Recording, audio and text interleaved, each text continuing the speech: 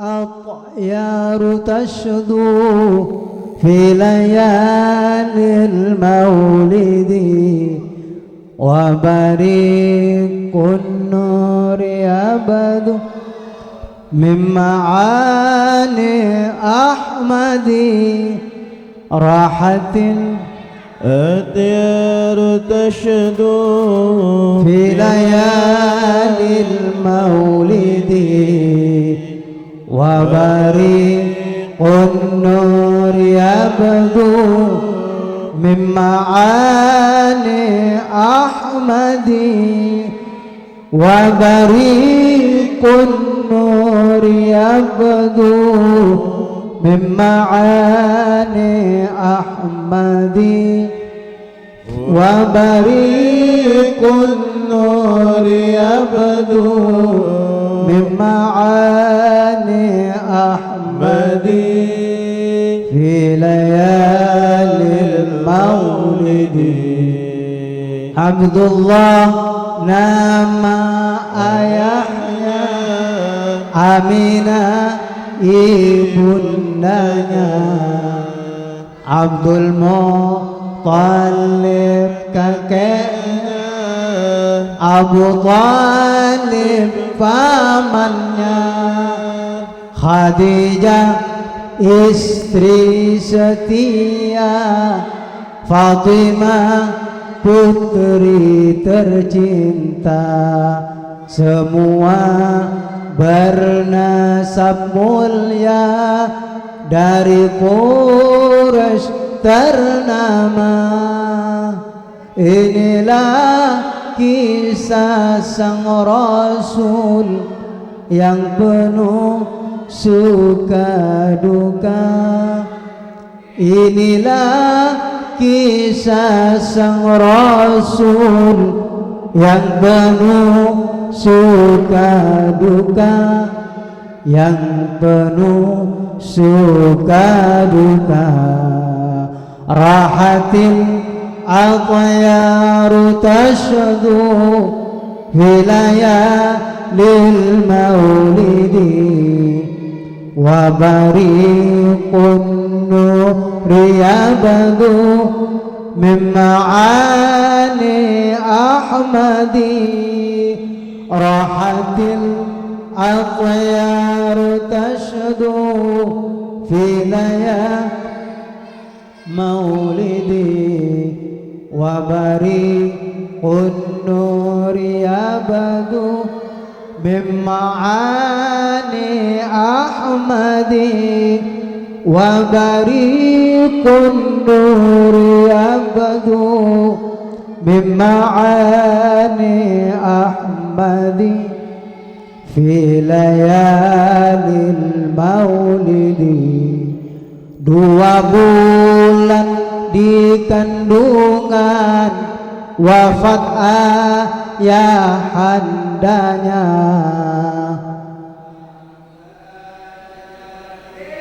lahirkan yatim dengan kakeknya sesuai disusui Halimah. Maun usia wafat ibu tercinta. Inilah kisah sang Rasul suka duka. Inilah kisah sang Rasul yang penuh duka, yang penuh suka duka.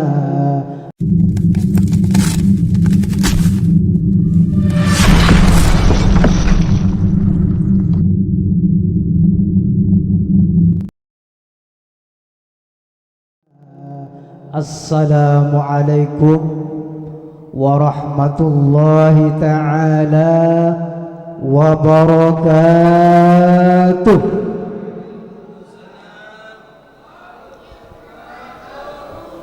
Bismillah walhamdulillah Wassalatu wassalamu ala Rasulillah Sayyidina Muhammad ibn Abdillah wa ala alihi wa ashabihi wa man tabi'ahu wa mawala wa la hawla wa la quwwata illa billah wa ba'du. Qala rabbi shrah li sadri wa yassir li amri wahlul 'uqdatam min lisani yafqahu qawli. Radina billahi rabba wa bil islami dina wa bi Muhammadin nabiyyan wa rasula. Rabbana zidna ilman warzuqna fahman. Allahumma anfa'na bima 'allamtana wa 'allimna bima yanfa'una wa zidna ilman ila ilmina.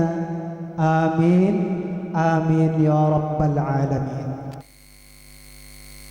Yang kami hormati seluruh asatid, seluruh kiai, habaib, wabil khusus guru kita bersama yaitu Kiai Haji Zakaria Matin. Lalu kemudian yang juga kita hormati guru kita bersama, mudiru hadal majlis insyaallah, yaitu Al Ustaz Taufik Hidayat SPDI. Yang kami hormati pula Al Ustadain Utsmanain. Cukup dua, tidak usah disebut secara spesifikasi. Yang kami hormati pula yaitu Ustadz Furqan Albina juga Ustaz. Oh bukan jangan, bukan Albina. Yang kami hormati Ustadz Munir dan ustadz lainnya, para hadirin jamaah sekalian yang dirahmati Allah, yang tidak dapat kami sebutkan satu persatu namanya, namun tidak mengurangi rasa hormat kami. Pertama-tama marilah kita panjatkan puji syukur kehadiran Allah Subhanahu wa taala, yang mana alhamdulillah sampai saat ini kita masih dikaruniai nikmat sehat wal afiah, sehingga kita bisa berkumpul berbuat-jahat di tempat yang insyaallah penuh dengan barakah ini. Oleh karenanya marilah kita bersama-sama membaca hamdalah alhamdulillahi rabbil alamin. Lalu kemudian yang kedua, salawat beserta salam marilah kita haturkan kepada baginda kita, junjungan kita, Nabi besar Muhammad sallallahu alaihi wasallam, yang mana beliau telah membimbing kita dari alam kegelapan, yaitu alam jahiliyah, menuju alam yang terang benderang, yaitu alam di mana penuh dengan ilmu modern yang bersifat keislaman insyaallah. Hadirin jamaah sekalian yang dirahmati Allah Subhanahu wa taala, mengetahui atau memahami tentang sirah atau sejarah Nabi kita Muhammad sallallahu alaihi wasallam sangat penting. Mulai dari misalkan pendahulunya, keturunan-keturunannya, terus kemudian beliau dilahirkan, beliau masa kecil, remaja, sampai beliau menjadi atau diangkat menjadi nabi dan rasul. Itu sangat penting untuk kita ketahui sebagai tanda bahwasanya kita mencintai beliau dari di atas apapun selain Allah Subhanahu wa taala.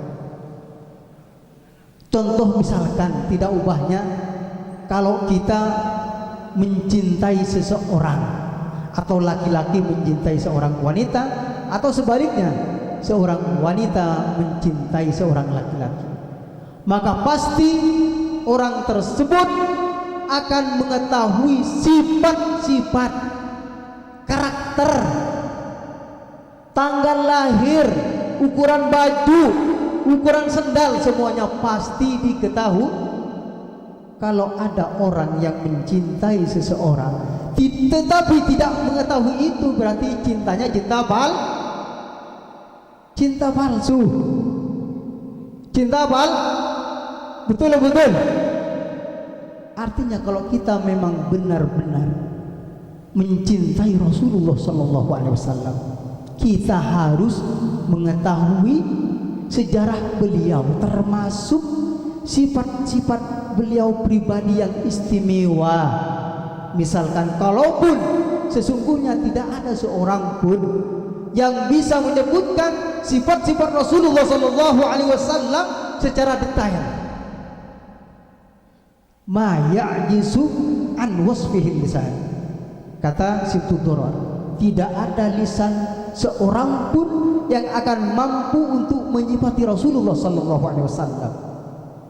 Wa yaharu fi ta'akkuli fihil jinan, dan akal ini akan bingung untuk menyifati Rasulullah sallallahu alaihi wasallam, akal siapapun, saking tidak ada satupun orang yang bisa menyifati beliau secara detail.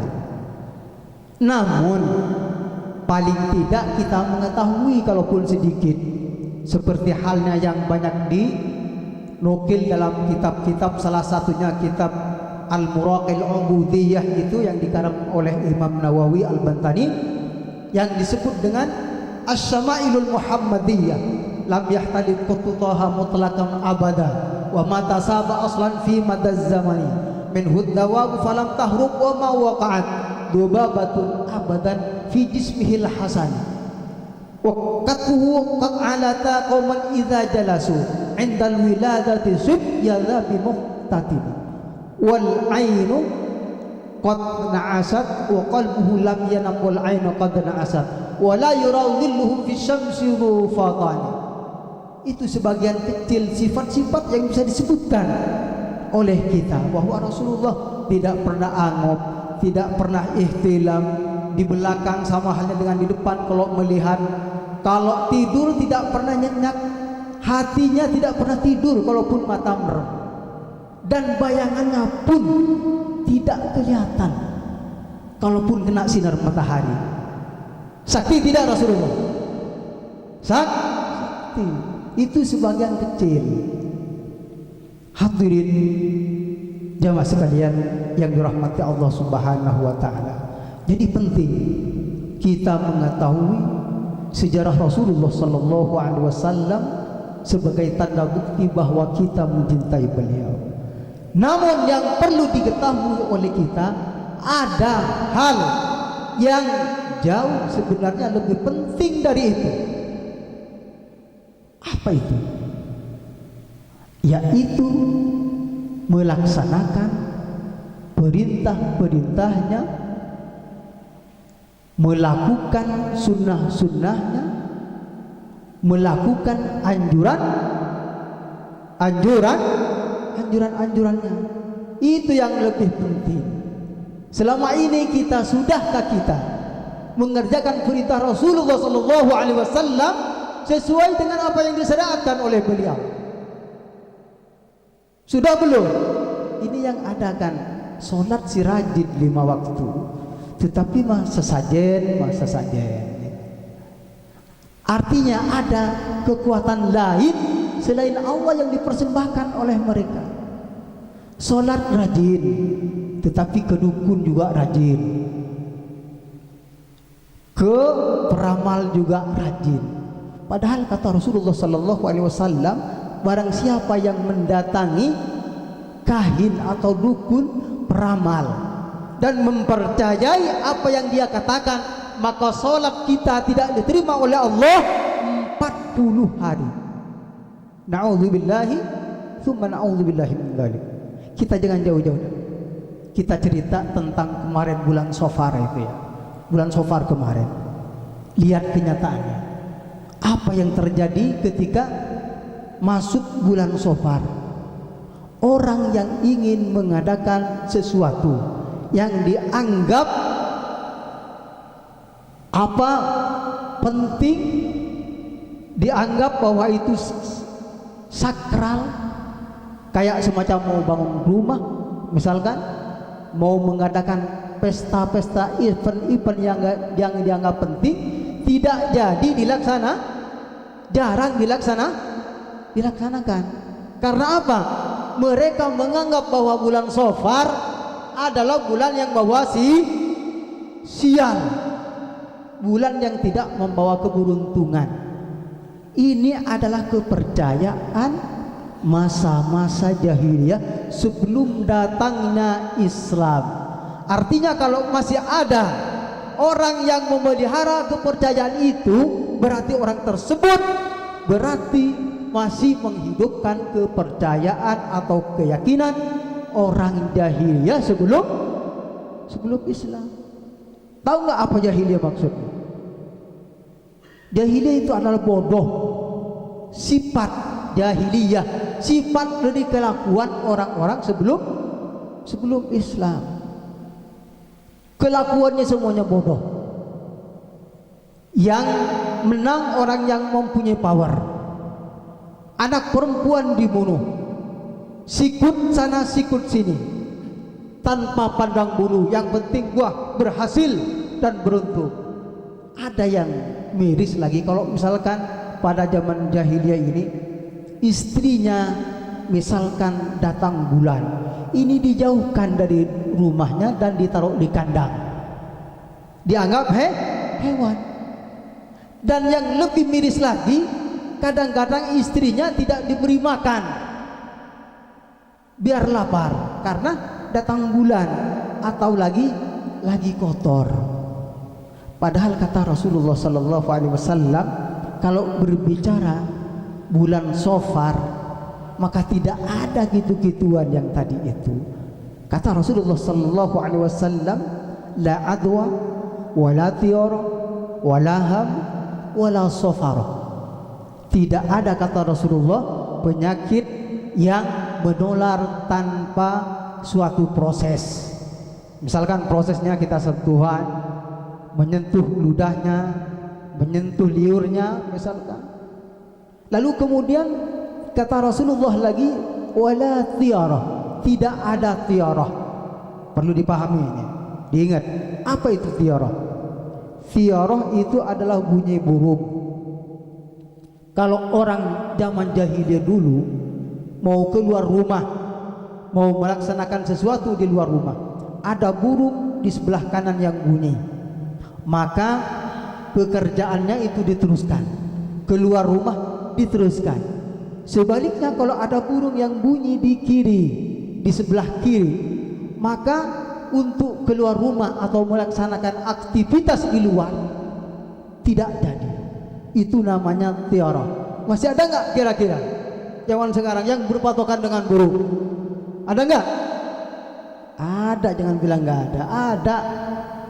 Contohnya itu kalau bunyi burung, apa itu? Cuing, apa namanya itu? Tweet, tweet, tweet, tweet, tweet. Pertanda apa itu namanya? Hah? Biasanya pertanda apa ya kalau begitu?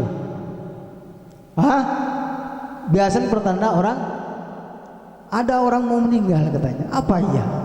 Itu artinya masih menghidupkan keyakinan orang jahiliyah. Burung gagak misalkan, kakak. Ada orang yang akan celaka atau akan ada orang yang meninggal. Kalau kita jalan ke Malaysia, daerah Selangor di sana. Di sana daerah Selangor mungkin jutaan burung gagak di sana. Apa iya orang Selangor akan celaka semua? Kan nggak mungkin. Saya tahu karena saya pernah ke sono soalnya. Cuman ngasih tahu kalau saya ke sono. Bukan pamer, 2 kali ke sono. Jadi di Selangor di sana banyak burung gagak, ribuan bahkan jutaan yang rame. Apakah iya orang sono akan dapat sial atau kesialan? Kan nggak mungkin. Jadi jangan wala hama kata Rasulullah, dan tidak ada hama. Apa hama itu? Ini juga yang masih dipelihara oleh orang sekarang, masih diyakini burung hantu yang hinggap di atas rumah. Nah, siapa itu yang akan mati itu? Yang akan meninggal siapa itu? Masih ada enggak? Masih kan? Masih ada. Itu apa? Itu adalah kebiasaan orang jahiliyah. Orang jahiliyah sebelum ada Islam, yang sebelum ada peradaban umat manusia. Oleh karena mereka jangan sampai kita menghidupkan kebiasaan mereka.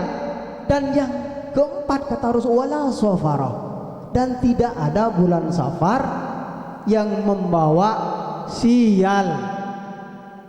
Ini mau bulan Safar cep semuanya, sepi, jarang orang hajatan. Kan kasihan tukang syutingnya, kasihan ustadz-ustadznya kan, yang biasanya pidato sudah terima Ustadz Taufik, ini malah jarang dan bahkan nggak ada kan, ketika bulan Safar.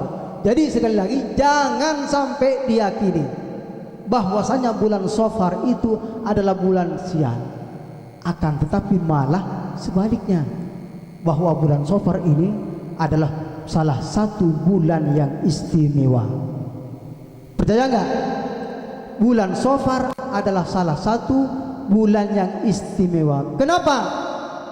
Karena Nabi kita Muhammad Sallallahu Alaihi Wasallam menikah pertama dengan siapa? Dengan Sayyidah Khadijah pada bulan Safar. Jangan salah. Ini saya kasihan sama tukang syutingnya, soalnya harus dibahas ini. Jadi Rasulullah Sallallahu Alaihi Wasallam menikah pertama kalinya pada bulan Safar dengan siapa? Sayyidah Khadijah. Dan tidak hanya di situ, putri tercintanya yang bernama Fatimah Zahra menikah pula dengan sepupu Rasulullah Sallallahu Alaihi Wasallam. Siapa namanya? Sayyidina Ali radhiyallahu an, juga bulan Safar. Orang termulia dan anaknya yang tercinta menikah pada bulan Safar. Artinya kalau memang bulan Safar itu bahaya, tidak mungkin Rasulullah Sallallahu Alaihi Wasallam beserta putrinya mengadakan hal yang sakral itu. Kalau ditanya bulan Safar istimewa apa enggak? Istimewa? Kayaknya lapar udah kemalaman soalnya. Istimewa apa tidak? Istimewa karena Rasulullah Sallallahu Alaihi Wasallam sendiri menikah pertama kalinya pada bulan Safar. Dan tidak hanya di situ. Tahu nggak sejarah terbesar yang menjadikan agama Islam ini terangkat? Sistem kenegaraan Islam bisa dilakukan, bisa dilaksanakan dimulai pada bulan Safar. Tahu nggak apa itu? Yaitu hijrahnya Nabi kita Muhammad Sallallahu Alaihi Wasallam dari Mekah ke Madinah, yaitu persis tanggal 26 Safar. Kalau itu bahaya, nggak mungkin dilakukan oleh Rasulullah Sallallahu Alaihi Wasallam, karena betapa dramatisnya hijrah beliau dari Mekah ke Madinah. Beliau mau dibunuh oleh pemuda-pemuda kafir Quraisy. Mau dibunuh.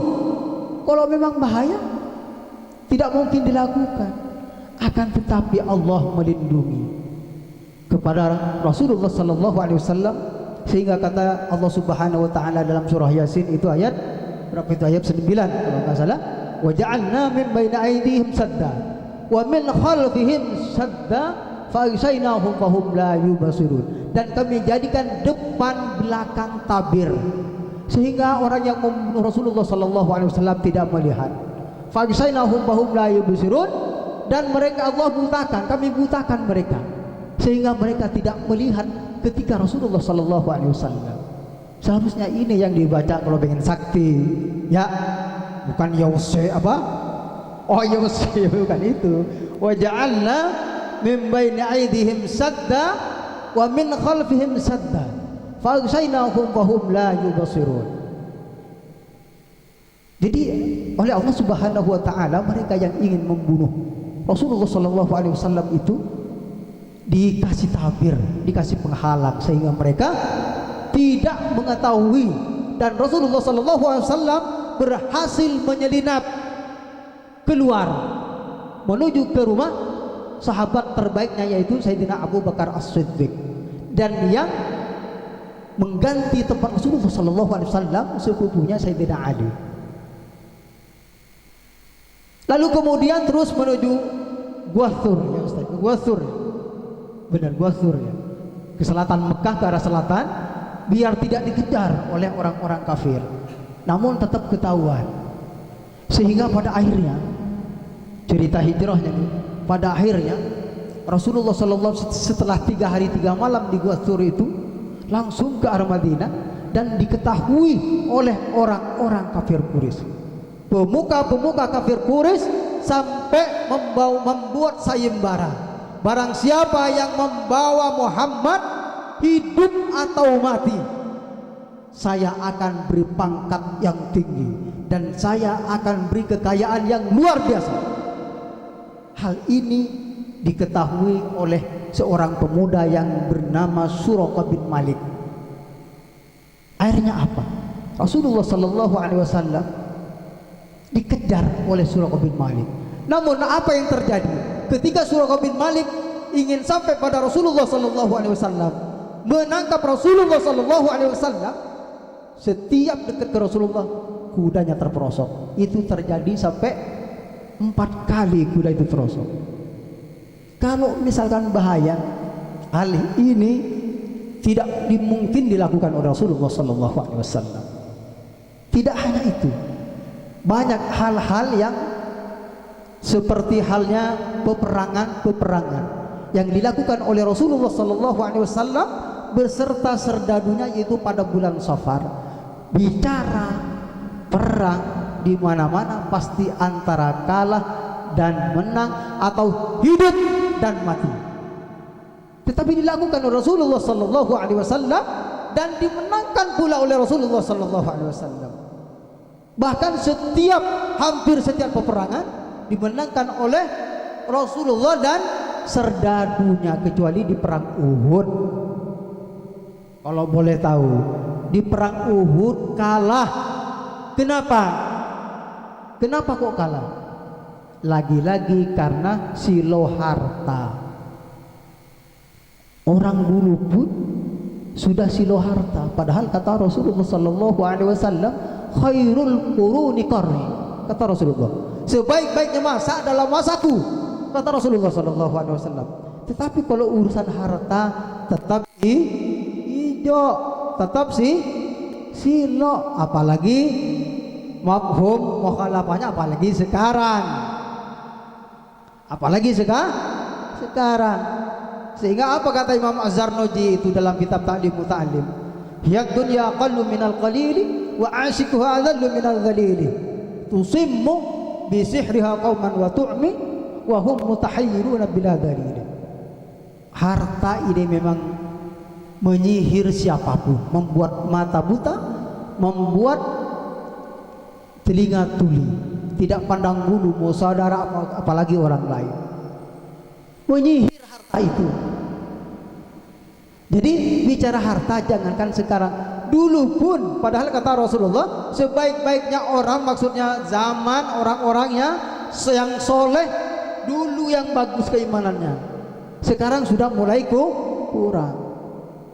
Artinya apa? Kami menyampaikan ini sudah kita tahu harus antisipasi, jangan sampai kita semua terlena dengan harta sehingga kita lupa kanan kiri.